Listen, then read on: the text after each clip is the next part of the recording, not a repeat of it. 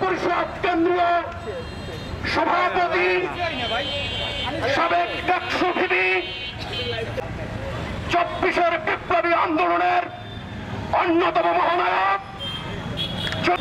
গণ অধিকার পরিষদের শতাধিক নেতাকর্মীদের উপরে যে ন্যাক্কারজনক সেই হামলায় গণ অধিকার পরিষদের সম্মানিত সভাপতি ঢাকা মেডিকেল কলেজ হাসপাতালের আইসিইউতে ভর্তি রয়েছেন।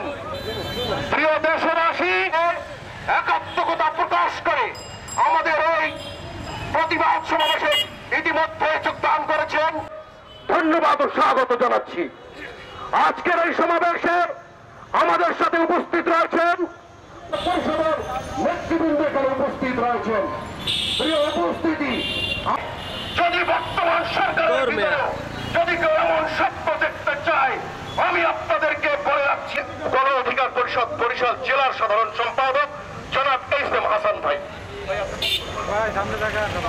প্রধানমন্ত্রী, অবৈধ প্রধানমন্ত্রী শেখ হাসিনা দেশ ছেড়ে পালাতে বাধ্য হয়েছে।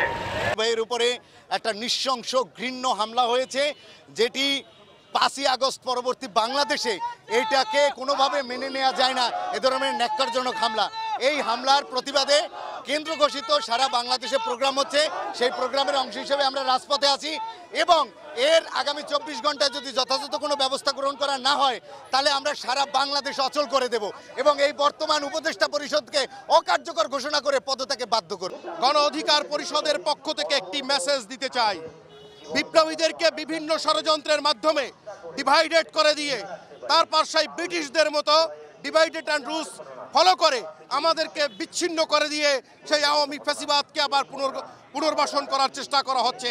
আপনারা জানেন, বরিশাল জেলা এবং মহানগর গণ অধিকার পরিষদ সর্বপ্রথম এই আওয়ামী লীগের দোসর জাতীয় পার্টিকে আমরা প্রতিহত করেছিলাম।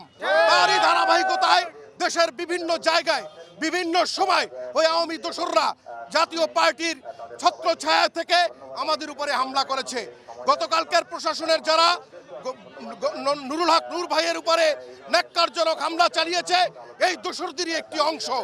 আমরা সরকারকে অতি দ্রুত এদেরকে চিহ্নিত করে, যারা প্রশাসনের বিভিন্ন জায়গায় প্রশাসনের লোক এবং প্রশাসনের বাইরে যারা ছিল, তাদেরকে দ্রুত চিহ্নিত করে তাদেরকে আইনের আওতায় এনে শাস্তির ব্যবস্থা করার দৃঢ় আমরা আহ্বান